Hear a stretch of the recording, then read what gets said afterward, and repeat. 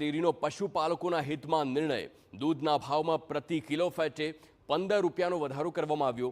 પશુ આહારના વધતા ભાવના કારણે આ નિર્ણય લેવામાં આવ્યો છે। દૂધના ભાવ પ્રતિ કિલો ફેટે 860 રૂપિયા થયા છે, એટલે કે ખેડૂતોને પશુપાલકોને તેનાથી સીધો જ ફાયદો થયો છે।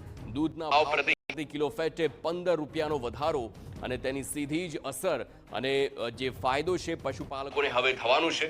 હવે જે ભાવ જે ખેડૂતોને મળવાનો છે તે ભાવ પશુપાલકોને 860 રૂપિયા થતો જોવા મળે છે।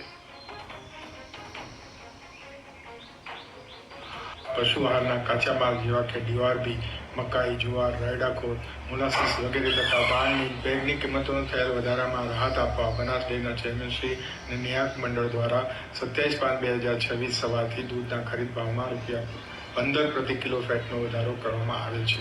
હવે દૂધની ખરીદ કિંમત ₹845 પ્રતિ કિલો ફેટથી વધારીને ₹860 પ્રતિ કિલો